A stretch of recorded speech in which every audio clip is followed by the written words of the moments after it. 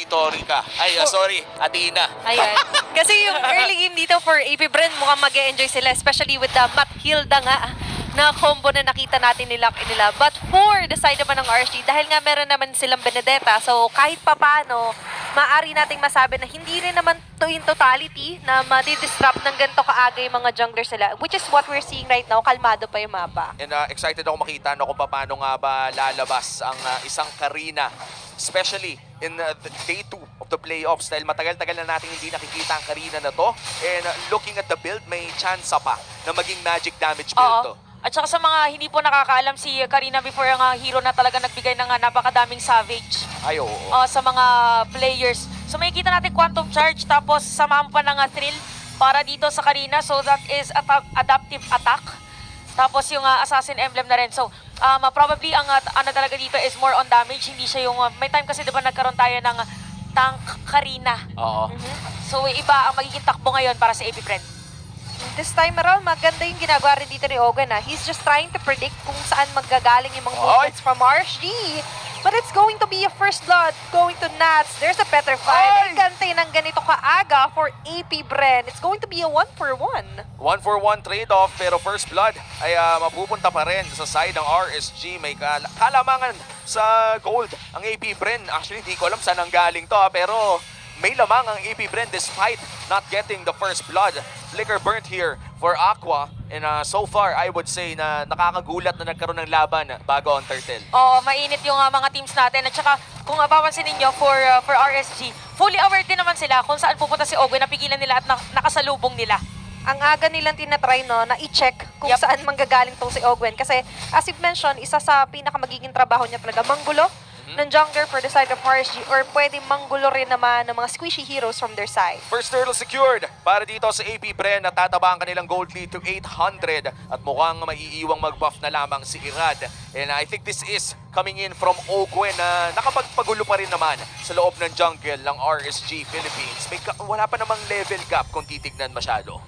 One step ahead din kasi talaga lagi dito because of a Hilda. So RSG ngayon medyo kinakapa nila kung paano ba talaga tatapatan muna ang isang Hilda at Mathilda sa may middle lane. Kasi if ever man na maging delikado si Ogwen, pwede silang tumakas anytime.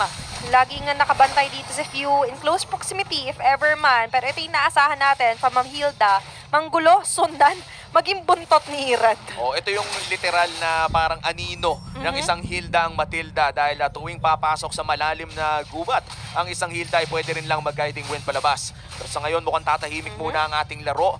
Konting rotations lamang from both teams.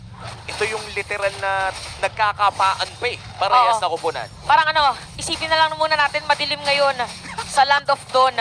Dahil hindi ka rin pwede talagang gumawa ng any error. Kaya kung mapansin nyo, even light, asanay tayo sa isang light na grabe din na sumipa from time to time. Pero kasi, kailangan din nilang i-take note kung sino nga ba talaga ang perfect na target.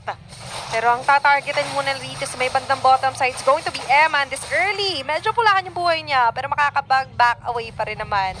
There's the signal, there's the call, pero kita mo naman hindi rin masyado nagmamaasim dito sila Few and syempre, si Ogwen na nakabantay pa rin. I'm not sure no kung good ba yun o bad.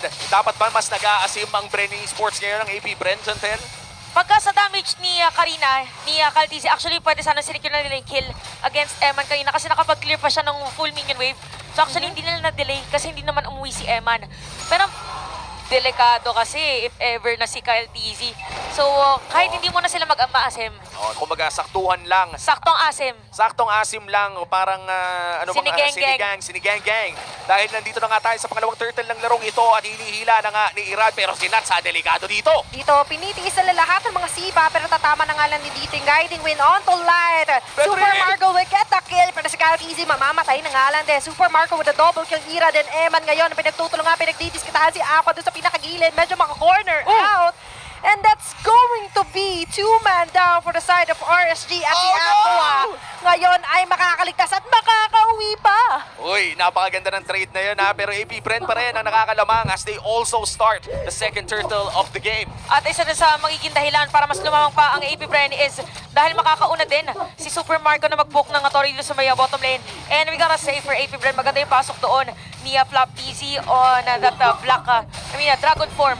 So for RSG ngayon, So again, struggling dahil kakaiba nga ang jungler ng kanilang katapat na team. So ang magiging option na lang for them is to spike or help Eman spike that gold. Pero dito, gaganda yung Archer Philippines. Flap easy on the end side. It's going to be Eman with a kill. Ogwen ngayon, pinipilit tumakbo, makakatakbo, yes. Pero for RSG, they want to pick off. They definitely want that, kaya hindi na nila pinaligtas pa.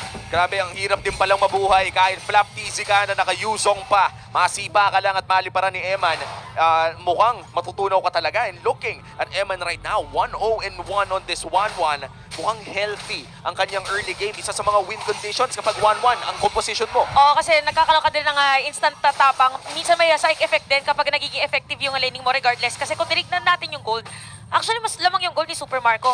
Pero dahil nabibigyan nga ng space si Eman, nagagamit ng tama kung paano nga ba talaga ang play for Eman sa hero. Oh! Pero napilitan nga lang siya lumipat dito sa may bandang taas at susundan pa rin siya dyan ng AP Bren. At ngayon, even under the turret, nagtutulong-tulong sila, nagsasalitan sa pagsalo ng damage ng Torre. Eman will be taken down. Pero doon sa may bandang baba, meron din namang gante ang RSG. Beautiful trade mula sa both teams dito. Cross map, talagang palitan lang. Oh, iwas na iwas eh. Alam nila na, boss, parang mahirap yata mag-teamfight kasi ang sakit ang damage nung Karina. Kaya yung dalawa, both Irad and even Nuts, nag-focus na lang dun sa may bottom lane. Kasi pag meron ka ng long lane, mas madami nang pwedeng pag-farman yung gold lane mo. At talaga makikita natin na solid ang fundamentals ng dalawang teams True. dito. Ito yung tipo na hindi mo masyado maintindihan na ba't walang nag-death doon, bakit ang ibig sabihin lang doon ay alam nila na ganun din naman ang makukuha nila. And I am loving it. Early game pa lang, makikita na natin kung gaano katalino ang parehas na kupunan. Grabe yung mechanics sa pinapakita nila dito. Even Ogwen right now, natin-natalian na nga with the heartstrings. Mini-mobilize is there, pero hindi pa rin naman mag-all-in ang RSG. Buhay yung pagong. Nandyan yung conceal play. Hinuhuli nila ang pinakamalambot. There's Aquan Eman, pero iwas. Kaliwas muna sa mga gustong gawin dito ng AP Bren. Yung nagiging movement ng RSG Philippines habang dito yung pagong medyo pulaan ng buhay. Pumasok na sila. Pero doon sa pinakalikod naman, ay pinagtutulungan sila Few together with the rest of the gang. Flap easy with the dragon form. Sinusundan ng 4 na miyembro. Pero ang RSG Philippines ngayon magla-lie down at magdi-disengage na lang muna. Napakagandang trade again para sa ating dalawang kuponan. Pero makikita nyo for AP Bren talagang team fight heavy ang kanilang komposisyon. Although wala naging casualty, para sa moment na yon, AP Bren were able to secure that turtle. Pero for RSG, ang trabaho ngayon ni Kuya Makunats ay magpapalambot muna ng mga tore dahil nasira niya rin yung tore sa may middle lane. Ang ganda nga ng trade na yun dahil isa ang mid lane turret sa mga pinaka-importanting tore na kailangan mong alagaan dahil Definitely. nagbibigay ito ng access sa jungle. And RSG, kahit hindi sila nakakuha ng turtle na yun, ay nabutasan naman nila ang isang crucial na part ng mapa para sa AP Bren. Hindi pa rin naman ganun kalaki ang gold lead ng mga Bees. It's still 1.6k at 1 minuto ang ating aantayin para sa pinakaunang Lord ng larong ito. Looking at what happened in the early game, na pumasok pa tayo sa win condition ng Bren na magulo ang isang Fredrin. Kasi di ba nakita natin si Irad most of the time, parang siya nauuna. Ngayon na-off din siya na sumama kay Nuts para mag-split na naman doon sa may bottom lane kanina. So, medyo nasira yung pattern ng mga Raiders. Pero alam din nila kasi kung paano mag-adjust. Parang hindi sila nagpapadala din sa kung paano yung pattern ng AP Bren. Ayun yung kasabihan na kapag maikli ang kumot, di ba, matuto ka muna mag-adjust ng konti. At yun yung ginagawa ng May kasabihan RSG. pala ganon? Pero ini-English ko lang. Pero for AP Bren naman ngayon, dahil nga sila yung may hawak ng kahit papanong lead, sila ngayon yung mostly nagdidikta ng laro. Pero nakikita naman natin yung mga tinatry na initiation si Light with his sipa. Pero ang problema kasi, merong guiding wind, merong pang iwas, tapos imagine, meron pang flap easy with the usong petrify. O nga, isa yun sa mga kailangan din patayan ng RSG Philippines as they wait for the first Lord of the game. You, with this mid lane of Matilda, looking great in this game. 100% ang kill participation. Isa sa mga talagang crucial na stats kapag ang usapan ay position 4. Hihilain na ni Irad. Mukhang matagal-tagal ang sayawan natin dito. Tandaan natin guys, 9 minutes and 45 seconds. Merong mga panghila yung dalawa nating kuponan. Ito ang kinagandahan kahit merong, sabihin na natin assassin. Uy, wait lang, bottom lane! Uy, pero may ibang atake doon sa may bandang baba. Ang side ng RSG Ayaw, Philippines. Petri! Pero dito, mababagsak pa nila si Super Marco. It's going to be a 1-for-1. Pero si Eman ngayon, ang pinagtutulungan, nandyan yung naka. Pero si Caltizi yata ang unang matatanggal. Lumipat dito si Eman with the crossbow of time. Petri! Flap TZ going in hard on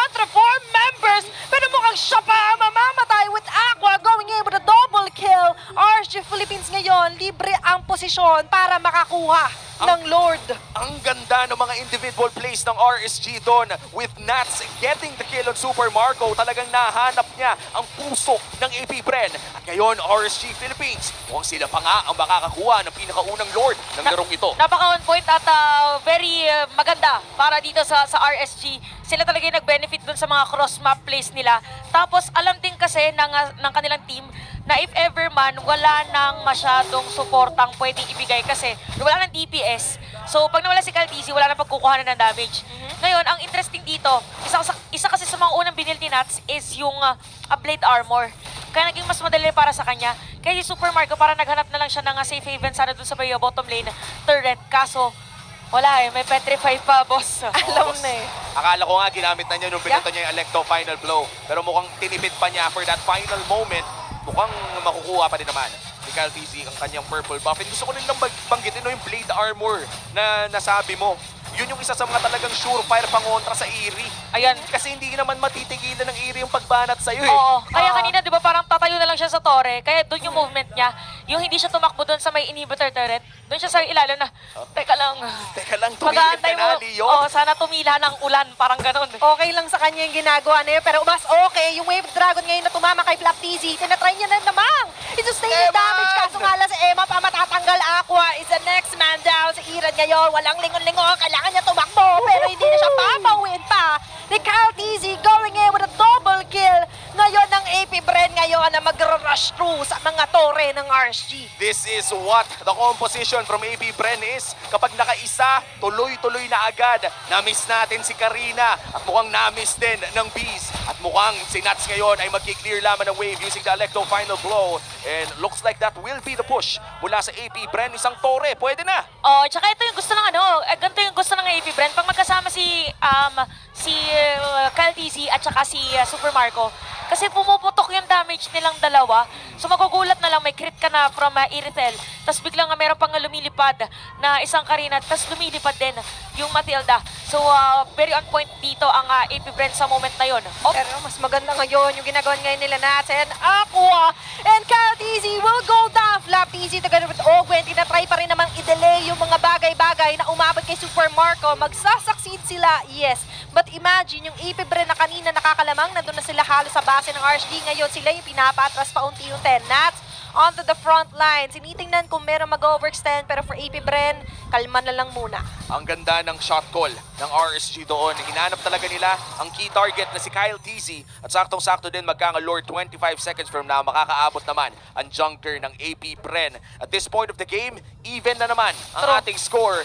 Hindi nagmamatter ang mga 500. Siguro in real life, oo. Pero sa ML, hindi. Oo. Hindi. At saka kasi yung dalawang teams, kung mapapansin nyo, ina-explain pa lang natin yung play ng AP Bren.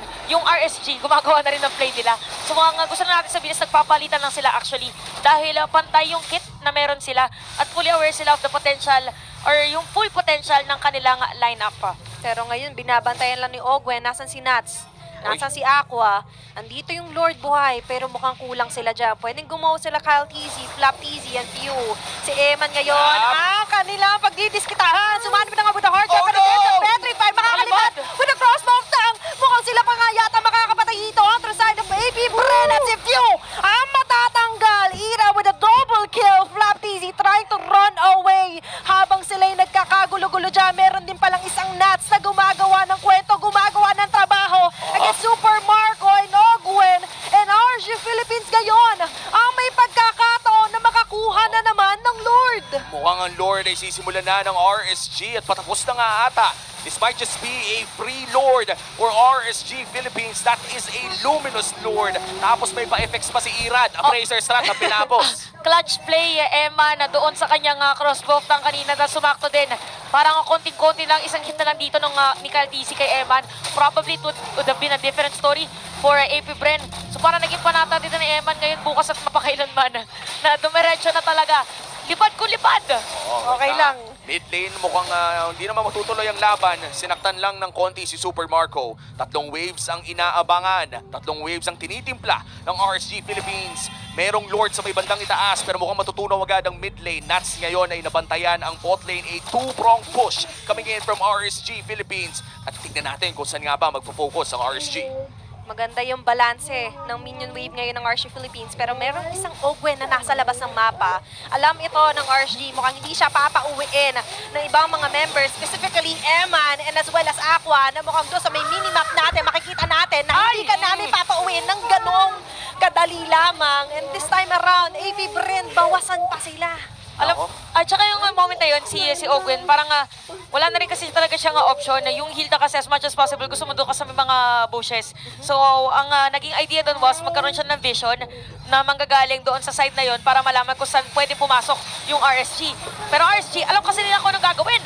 LabTZ mukhang papasok na. Eman with a hard guard. Makakalipad nga ba? Andito yung Petrify play, pero yung Electrify na blow doon sa pinakalikod, makakatawag doon ng mga memories and even HP dito for the side of AP Bren. Few is down, LabTZ and Super Marco na lang ang natitira para dumepensa. Pero isa-isa na tinatanggal ng RSG ang mga base turret for the side of Nats. AP Bren. Si Nats ngayon, medyo makunat na talaga definitely, pero the damage that he is coming from the side of AP Bren, they need to respect that as well. Nararamdaman na ng AP Wow. Bren ang 5K gold lead at mukhang hindi pa nga titigilan ng RSG. Gusto din nila ang mid lane at mukhang hindi na nila ata itutuloy. Wala nang minion sa mid. That is the end of the siege of the Raiders. Pero ang daming nakuha ng RSG. Eman, kamunti ka na. Kung ako sa'yo, Oo. mag-return ka na muna. Uwi na lang muna na medyo napa-sidestep sa gilid. Interesting enough, nakikita na natin actually yung damage kanina, di ba, ni Eman. Pero yung kanyang item, parang nakita ko may nag-build na rin. Ayan, Malefic Roar. Kaka-build niya lang nung Malefic Roar. So yung damage niya kanina, wala pa talagang penetration. So how much more this time around? So for AP Bren, ang kinaganda naman is, again, yung jungler nila dito is a type of jungle na yung mga makukunat, pwede niya yung isa-isahin. Kailangan lang ng magandang entry point. Ogwen, looking for an opportunity pero mukhang siya ang nahanap ng mga Siya na Raiders. naman. Natalian na pero may damo pa naman. Tignan natin kung mahuhuli nga ba ng RSG si Ogwen. The great chase continues. Nahuli si Ogwen! And imagine, 5 miyembro ng RSG ang umahabol sa kanya. Nandyan yung Guiding Wind, makakatakas ng konti, pero mukhang nandyan na nga lang din yung damage na magagaling kay Eman with his crossbows. It's going to be a kill. Nandyan yung Sagasa, pero Eman with the double kill. Sinaniba pa nga dito with a hard guard. He's unstoppable right now. LabTZ is down. Emma with a triple kill. RSG ngayon may pagkakataon na matapos ang laban na ito. Indable na ata ang call ng RSG. Tinangki pa ni Iran. Nagpapogi na sa base ng mga bees. Bagsak na ang inhibitor turret. Nandito na rin ang mga minions. Magpa-focus fire na dito ang buong Raiders. Mukhang isa pa ang kanilang isusunod sa hukay. Few is down. Habang si KTC hindi na rin makakaligtas pa. And Wala the magdadef. Raiders will get this game number 1. At di na nila talagang pinatapos dito ang side ng AP Bren. That winning moment is brought to you by your official sponsor.